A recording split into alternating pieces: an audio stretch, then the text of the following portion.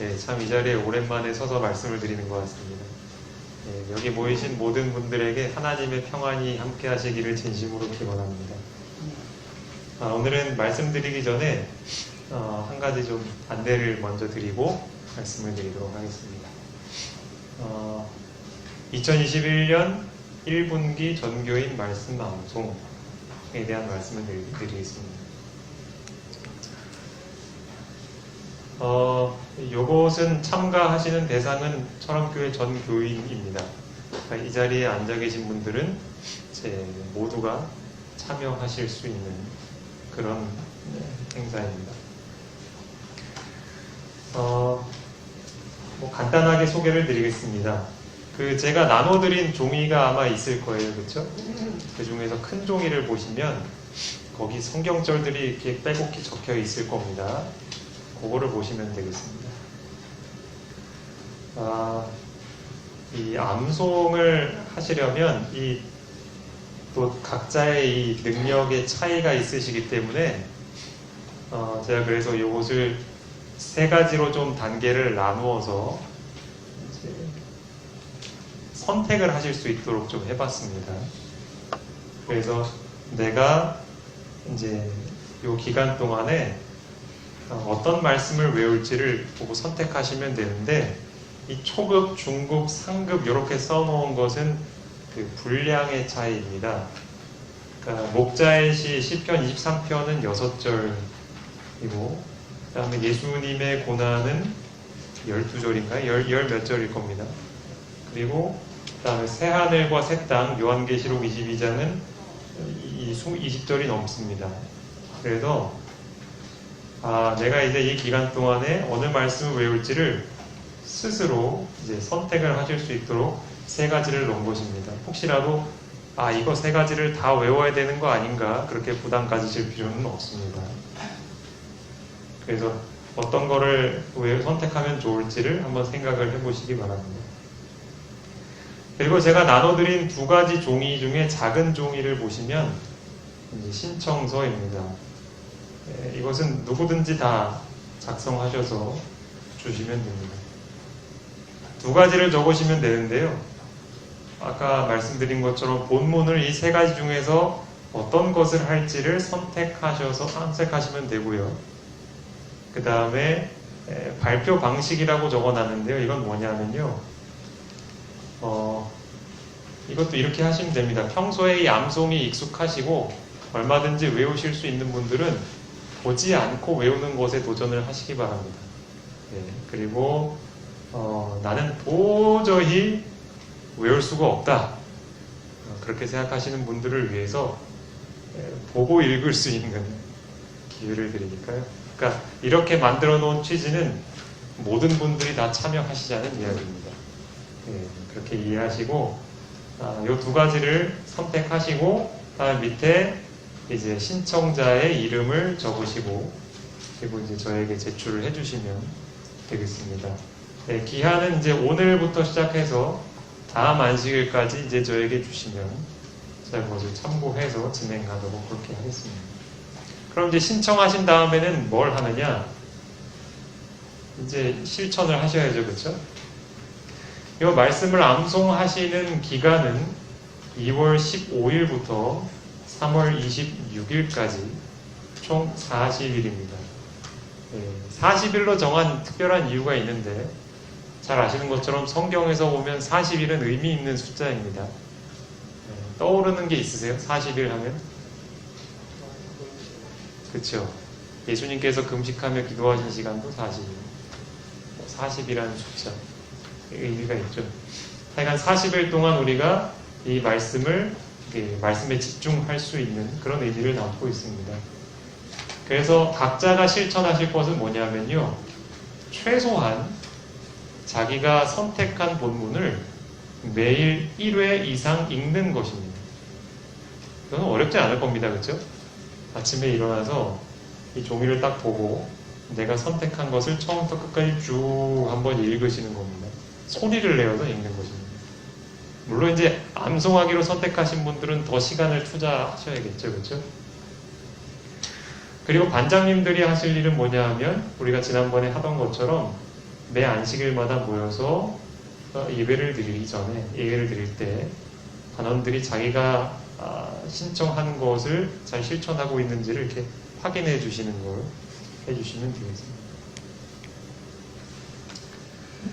그래서 계획으로는 발표하는 시간을 좀 가지려고 합니다. 3월 27일 안식일 그때 그 예배 시간에는 이제 설교하는 대신에 보지 않고 외우실 분들은 보지 않고 외우시고, 그 다음에 보고 읽기로 선택하신 분들은 함께 보고 읽는 시간을 좀 갖도록 하겠습니다.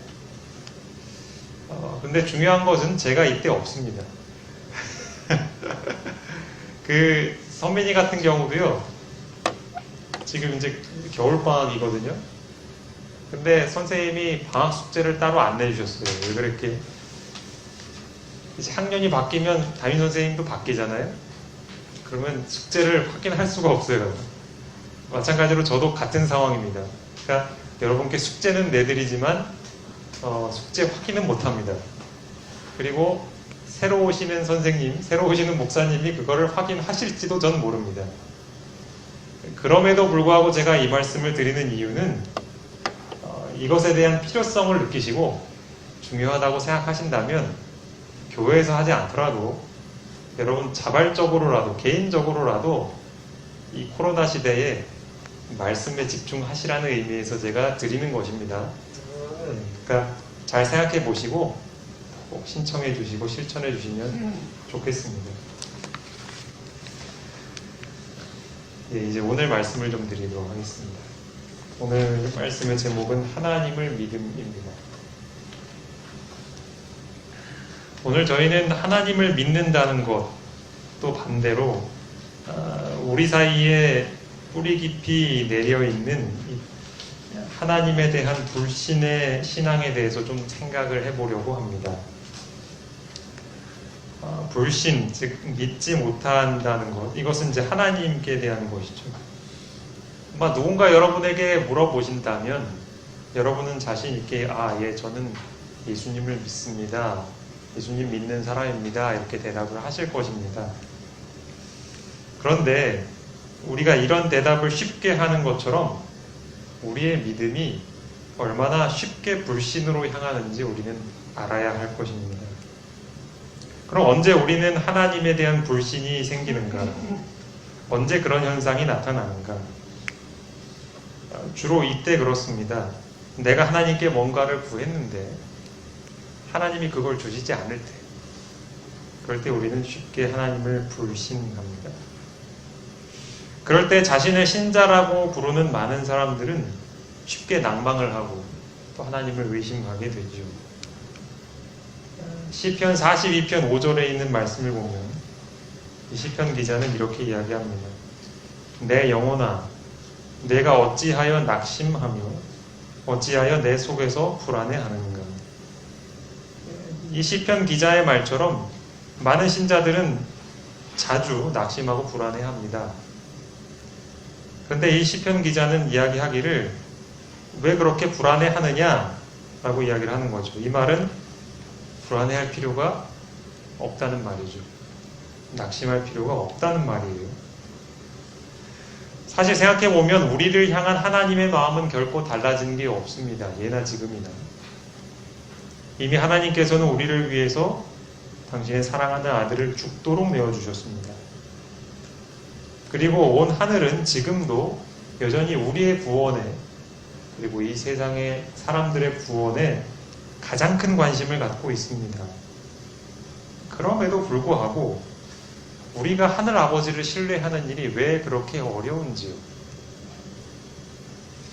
도대체 그 이유가 뭘까요? 그것은 우리가 입으로 고백하는 그 믿음이 조건적이기 때문일 것입니다. 내 믿음의 기초가 하나님이 내게 뭘 주시느냐에 달려있는 거예요. 하나님이 내가 원하는 것을 주시면, 내가 구하는 것을 주시면 땡큐 하고 감사하고, 안 주시면 하나님을 의심하는 겁니다. 성경 로마서 8장 32절에 있는 말씀입니다. 자기 아들을 아끼지 아니하시고 우리 모든 사람을 위하여 내주신 이가 어찌 그 아들과 함께 모든 것을 우리에게 주시지 아니하겠느냐. 하나님은 우리에게 유익한 거라면 모든 걸 주실 준비가 되어 있습니다. 그 증거가 뭐냐 하면 예수님이 십자가에 달리신 거예요. 그러니까 예수님이 이만큼 너희를 사랑하듯이 또 아버지께서 자기 아들을 이렇게 내어줄 만큼 나는 너희를 사랑하고 너희에게 유익이 되는 것은 무엇이든 줄 준비가 되어 있다는 것이죠. 그러니까 우리가 때로 하나님을 의심하고 불안해한다는 것은 뭐냐면요, 아직도 우리는 예수님이 십자가에서 죽으신 그 사건의 의미가 뭔지를 이해하고 있지 못하다는 거예요. 교회를 얼마나 오랫동안 다녔는지 상관없이 말입니다. 어린 아이들을 키우다 보면 아이들이 부모에게 실망할 때가 있습니다. 그게 언제냐 하면 자기들이 정말 갖고 싶은데 달라고 했을 때 안 주면 그렇습니다. 우리도 하나님께 뭔가를 달라고 하는데 그걸 안 준다. 그래서 낙담되고 실망이 된다. 그렇다면 그 사람의 믿음은 누구 수준이냐면 어린아이 수준의 믿음인 겁니다. 하나님이 나를 얼마나 사랑하시는지 또 나보다 얼마나 지혜로우신지에 대해서 아는 것 같지만 모른다는 거예요. 마치 어린아이들처럼 말이죠. 혹 이 자리에 계신 여러분들 가운데 기도에 응답하지 않는 하나님 때문에 그분을 의심하고 낙담하신 적이 있으십니까? 그리고 혹시 지금 그런 상태는 아니십니까? 그렇다면 지금 내 믿음이 어느 수준이냐 하면 딱 어린아이 수준이라는 것입니다. 교회는 여러 해 다니는데도 믿음이 성장을 하지를 않는 거예요. 이것은 큰 문제가 아닐 수 없습니다. 그런데 그것보다 더 안타까운 상태가 뭐냐면 하나님께 대해 전혀 기대가 없는 겁니다. 다시 말해서 하나님께 구하지도 않아요. 그리고선 어떻게 해서든 문제가 생기면 자기 힘으로 극복해 보려고 합니다. 그리고 어떤 분들은 그걸 또 믿음이라고 착각을 하셔요. 내가 노력을 해서 뭔가 막 해결하려는 걸. 이런 사람은 그저 인생의 허무함을 느끼며 고생만 하게 될 뿐이죠. 여기 하나님께서 우리에게 약속하신 것이 있습니다. 성경 히브리서 11장 6절 말씀. 믿음이 없이는 하나님을 기쁘시게 하지 못하나니 하나님께 나아가는 자는 반드시 그가 계신 것과 또한 그가 자기를 찾는 자들에게 상 주시는 이심을 믿어야 할지니라. 자, 여기 보니 하나님이 그분을 찾는 사람들에게 뭘 주신다 하죠? 상을 주신다고 합니다. 여러분, 상은 좋은 것입니까? 좋은 것이죠. 내가 생각하기에 이건 상이 아니야 라고 해서 상이 아닌 게 아니에요. 상을 주시는 분이 좋다고 생각하시고 그것을 주시면 그게 진짜 좋은 거예요. 상이에요. 다시 말해서 우리는 뭐가 내게 상인지 뭐가 나한테 유익한 것인지를 잘 모르는 거예요. 누가 더 잘 아시냐면 하나님이 더 잘 아셔요. 그러니까 이걸 믿는 게 진짜 믿음입니다. 내게 가장 필요하고 유익한 것인지를 가장 잘 아는 사람이 내가 아니고 누구라고요? 하나님이라고요. 그걸 믿는 게 믿음인 거예요. 그러니까 이렇게 말할 수도 있겠죠. 하나님이 그러면 하나님이 주시는 것은 다 좋은 거예요. 여러분도 그 사실에 동의하십니까? 하나님이 주시는 것은 다 좋은 거예요. 내 생각에 좋은 게 아니라고 생각이 돼도 좋은 거예요. 그게 좋아 보이든지 나빠 보이든지. 여러분은 하나님이 여러분의 아버지라고 믿으시죠? 그 얘기는 뭐냐 하면 그 아버지께서 언제나 나에게 가장 좋은 것만 주신다라는 것을 믿는 것입니다. 만약 그런 믿음이 있다면 우리가 걱정하거나 불안해할 필요가 전혀 없을 것입니다. 그럼에도 우리는 하늘아버지를 의심하고 불안해하는 이유가 무엇인가? 그것은 하늘아버지가 보이지 않아서입니다. 안 계신 것처럼 느껴져서 그런 거예요. 그 대신에, 그러니까 하늘아버지가 내 곁에 계시다는 사실을 대신에 내 눈앞에 닥친 상황을 보고 겁을 먹어서 그런 거예요. 이 시대에 진짜 우리에게 필요한 게 뭐냐면요, 보이지 않는 하나님이 정말로 나와 함께 계신다는 걸 믿을 수 있는 믿음이 필요한 거예요. 그게 정말 우리에게 필요한 겁니다. 성경 히브리서 11장 1절 2절 말씀입니다.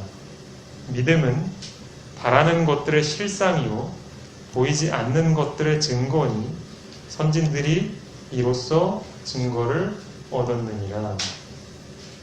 여기 보니 믿음은 보이지 않는 것들의 증거라고 합니다. 보이지 않는 것. 하나님도 잘 안 보이죠, 그렇죠? 그렇기 때문에 믿음은 보이지 않는 하나님을 보게 해주는 것이라는 거예요. 우리가 잘 아는 아브라함, 요셉, 다니엘 같은 사람들은 이런 믿음으로 증거를 얻었습니다. 그러니까 그들이 하나님의 말씀에 끝까지 충성했던 것은 하나님이 눈에 보여서, 마치 지금 제가 여러분들 볼 수 있는 것처럼 하나님이 눈에 보여서 충성했던 게 아니에요. 그들의 앞에도 감당하기 어려운 시련이 있었어요. 아브라함 같은 경우에는 아들을 이렇게 제물로 드리라. 요셉 같은 경우에는 노예가 되어서 종살이했던 여러 가지 우여곡절이 있었잖아요. 다니엘 같은 경우도 말할 것도 없죠. 사자굴에도 들어가요. 위협감. 그런 데서도 그들이 그런 선택을 했었던 이유는 그들이 겪었던 고난이 우리가 겪는 어려움보다 약해서가 아니고요. 그들의 눈에는 그 자기 앞에 있는 시련보다 누가 보인 거예요? 보이지 않는 하나님이 보인 거예요. 그냥 진짜 내 곁에 계신 분으로 실제로 인식하고 믿었던 거예요. 그걸 가능하게 하는 게 믿음이라는 거예요. 보이지 않는 걸 보이게 하는 거예요. 이 믿음이 우리에게 필요하다는 거죠. 그리고 이제 단언컨대 이제 시간이 지날수록 이 시대가 흘러갈수록 이 믿음이 없이는 우리가 한시라도 평안할 수가 없는 시대가 점점 되어갈 것입니다. 지금 우리가 겪고 있는 코로나는 맛보기예요. 만일 이 코로나 때문에 내가 얼마나 믿음 없는 사람인지를 알게 되었다면 그건 우리가 하나님께 감사하고 찬양을 드려야 할 일입니다. 왜냐하면 그걸 알았으면 이제부터라도 준비하면 되거든요, 믿음이. 그러니까 우리가 정말로 기다려야 할 것은 코로나 백신이 아니고요. 하나님을 향한 믿음을 준비해야 하는 거예요. 그 믿음이란 백신과는 비교할 수도 없을 만큼 큰 축복을 가져다 주는 것입니다. 그래서 하나님이 우리에게 지금 가장 주고 싶은 선물이 있는데 그게 바로 성령입니다. 성경 누가복음 11장 9절로 13절입니다. 내가 또 너희에게 이르노니 구하라 그러면 너희에게 주실 것이요 찾으라 그러면 찾아낼 것이요 문을 두드리라 그러면 너희에게 열릴 것이니 구하는 이마다 받을 것이요 찾는 이는 찾아낼 것이요 두드리는 이에게는 열릴 것이니라. 너희가 악할지라도 좋은 것을 자식에게 줄 줄 알거든 하물며 너희 하늘 아버지께서 구하는 자에게 성령을 주시지 않겠느냐 하시니라. 그러니까 하늘 아버지께서 구하는 자에게 뭘 주신대요? 성령을 주신대요. 그러니까 그게 가장 좋은 거니까 주시는 거죠. 그래서 우리가 지금 가장 구해야 할 것이 무엇일까요? 성령을 구해야 하는 거예요. 그게 가장 우리에게 필요한 거니까요. 하나님이 우리에게 그토록 주고 싶어 하시는 것도 성령이십니다. 그럼 도대체 왜 이렇게 성령이 우리에게 필요하고 중요하냐?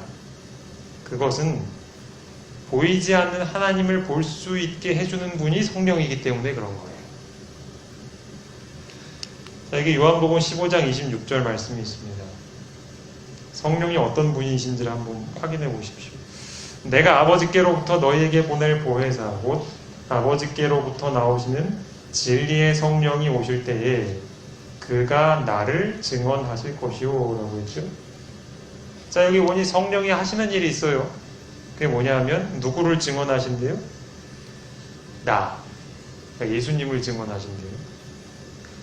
우리 눈에는 보이지 않는 그 예수님이 실제로 우리 곁에 계시고 우리 안에 계실 수 있다라는 것을 증거해 주신대요, 성령님이.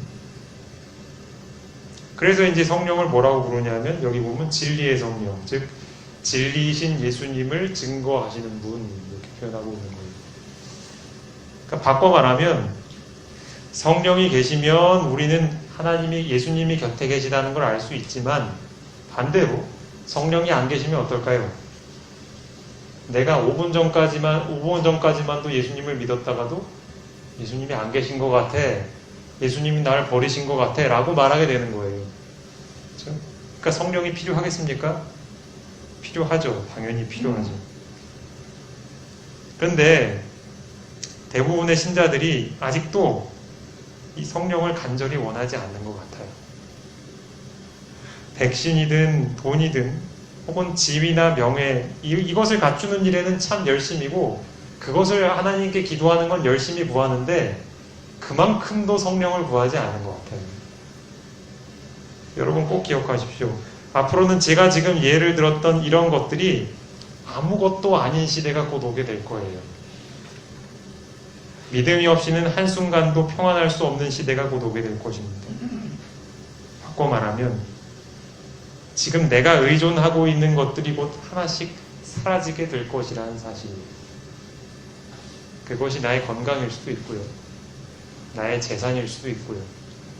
나의 가족일 수도 있어요. 사실 우리는 이러한 것들에 둘러싸여 있어서요. 우리가 그걸 의존하고 있는지도 잘 몰라요. 근데 그것들이 하나씩 사라지면서 점점 힘들다라고 느껴질 때 이젠 나 어떻게 살아가야 하지? 라는 생각이 들게 될 때 그때가 곧 올 거라는 거예요. 그제서야 성령의 결핍을 느낀다면 너무 늦게 될 것이라는 사실입니다. 마가복음 9장 23절 24절 말씀입니다. 예수께서 이르시되 할 수 있거든이 무슨 말이냐 믿는 자에게는 능히 하지 못할 일이 없느니라 하시니 곧 그 아이의 아버지가 소리를 질러 이르되 내가 믿나이다 나의 믿음 없는 것을 도와주소서 하더라. 여기 이제 귀신 들린 아이를 고치러 온 한 아버지가 나오는데 그 아버지가 예수님께 뭐라고 기도했냐면 나의 믿음 없는 것을 도와달라 소리를 질렀대요. 그럼 그 모습을 한번 생각해 보세요. 자기 아이가 귀신에 사로잡혀서 정말 죽을 것 같은 그런 상황. 근데 이제 믿어야지만 할 수 있다고 하니까 그제서야 이제 이 아버지가 정말 간절하게 믿음을 달라고 구하잖아요. 그렇죠? 이러한 절실한 기도가 우리에게 필요한 거예요. 지금 우리가 성령을 구한다는 것은 바로 믿음 없는 것을 도와달라고 기도하는 거예요. 왜냐하면 성령이 오시면 우리에게 믿음이 생기니까요. 그러면 주님께서는 우리에게 가장 좋은 선물을 주실 것입니다. 그러니까 너무 늦기 전에 하나님께 성령을 구하시기 바랍니다. 여러분 마트에 가면 좋은 물건이 많이 있어요. 또 내가 사고 싶은 거 필요한 물건이 많이 있죠.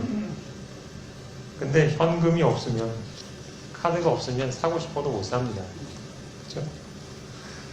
마찬가지로 하나님만이 주실 수 있는 그 축복들을 받으려면 뭐가 필요하냐면 믿음이 필요한 겁니다. 믿음이 없으면요 아무것도 받을 수가 없어요. 성경이 이렇게 말하죠. 야고보서 1장 6절 7절 오직 믿음으로 구하고 조금도 의심하지 말라. 의심하는 자는 마치 바람에 밀려 요동하는 바다 물결 같으니 이런 사람은 무엇이든지 죽게 얻기를 생각하지 말라. 그러니까 예를 들어 어떤 어린아이가 마트에 가서 저 이거 사고 싶어요 하는데 너 돈 가져왔니? 아니야 저 돈 아무것도 없어요. 그래? 넌 그거 가지고 갈 생각하지 마라. 그러겠죠? 마찬가지로 하나님도 마찬가지.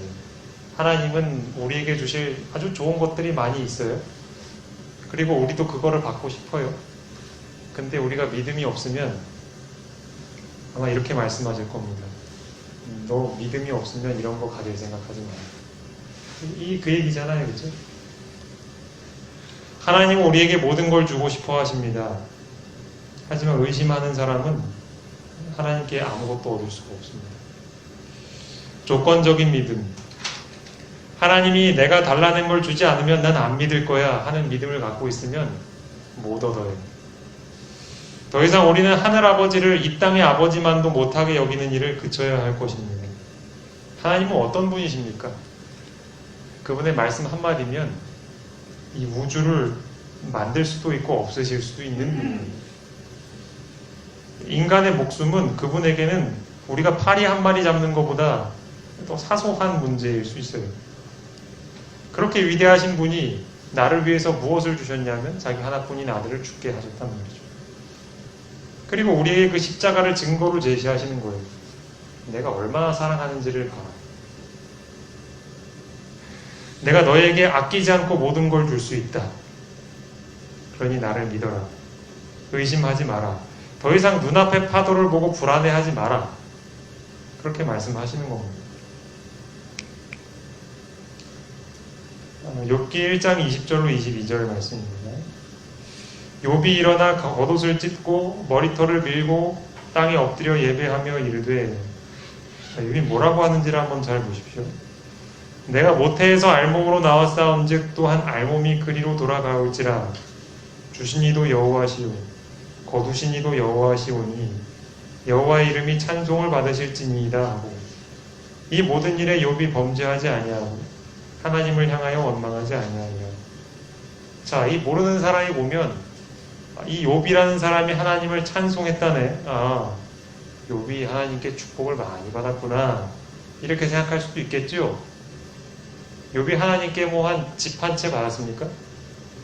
아니면은 무슨 한 1억 원이라도 하늘에서 뚝딱 떨어뜨려 주셨습니까? 아니에요. 오히려 뺏어가셨죠. 그런데 욥이 찬송을 하고 있단 말이죠. 이것이 바로 우리가 가져야 할 믿음이 뭔지를 보여주는 겁니다. 욥이 하나님께 무엇을 받았는지 우리는 잘 알고 있습니다. 사실 받은 게 아니라 뭐 없어진 건데. 그때 욥이 했던 말이 이것이었죠. 하나님의 이름을 찬송했어요. 그 말인즉슨 하나님이 주신 것이면 가장 좋은 것이라고 믿었던 거예요. 심지어는 하나님이 내게서 가져가신 것이면 그것이 가장 나에게 좋은 것이라고 믿었던 거예요. 그게 믿음입니다. 눈앞에 몰아치는 폭풍우를 보면서 그의 믿음이 흔들리지 않았어요. 그 너머에 보이지 않는 하나님을 볼 수 있었습니다. 믿음이 그 증거였어요. 하나님이 함께 계시다는 그분의 사랑을 신뢰했습니다. 우리가 그런 사람이 된다면 어떤 상황 속에서도 평안할 수 있고 하나님을 찬송하게 될 것입니다. 바로 이것을 가능하게 하는 것이 믿음이고요. 그 믿음을 갖도록 도우시는 분이 성령입니다. 며칠 전에 인사발령이 났습니다. 사실 저도 서울 삼육초등학교 가게 됐다는 소식을 듣고 굉장히 놀랐습니다. 왜냐하면 제가 이 기관, 학교에서 일하는 게 어떤 건지를 동료 목회자들에게 좀 들었거든요. 무척 바쁘고요. 행사에, 수업에, 그리고 또 학생들도 뭐 얼마나 많이 상대해야 되고 선생님들도 만나요. 그래서 거기는 굉장히 그 대인관계도 잘하고 일도 빠릿빠릿하게 잘하는 똑똑한 사람이 가는 곳으로 생각을 했어요. 그래서 저는 목회 처음 나와서부터 지금까지 이렇게 생각했거든요. 나는 그 둘 다 해당이 안 되니까 학교에는 절대 안 갈 거예요. 근데 발표가 그렇게 났어요. 충격이었죠. 순간 좀 생각이 많아졌습니다. 나같이 약하고 일도 잘 못하고 사람도 상대 잘 못하는 사람이 그런 데 가서 어떻게 하나. 근데 순간 다시 생각을 바로 잡았습니다. 그렇게 생각하는 것은 뭐냐면 내가 하나님보다 더 똑똑하다라고 인정하는 거예요. 저는 분명히 기도했거든요. 하나님, 혹시라도 제가 가게 되면 하나님의 뜻대로 해달라고. 가장 좋은 곳을 아실 테니. 그랬더니 하나님이 이렇게 결과를 주셨거든요. 그럼 제가 할 일은 뭐냐면 욥처럼 하나님을 찬송하면 되는 거예요. 그렇죠? 제 동료 목사님이 저한테 전화를 했더라고요. 그래서 동호가 괜찮냐? 그러더라고요. 그래서 제가 그랬어요.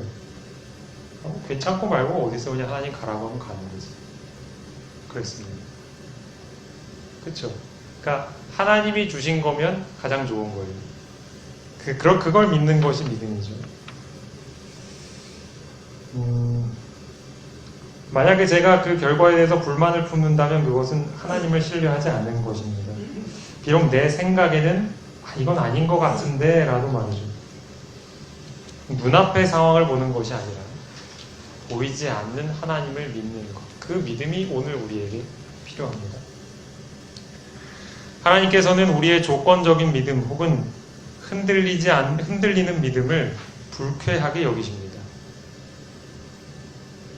그렇기 때문에 우리는 하나님을 불쾌하게 하지 않기 위해서 우리를 이렇게도 사랑하시는 하나님을 실망시키지 않기 위해서 하루빨리 믿음을 가져야겠습니다.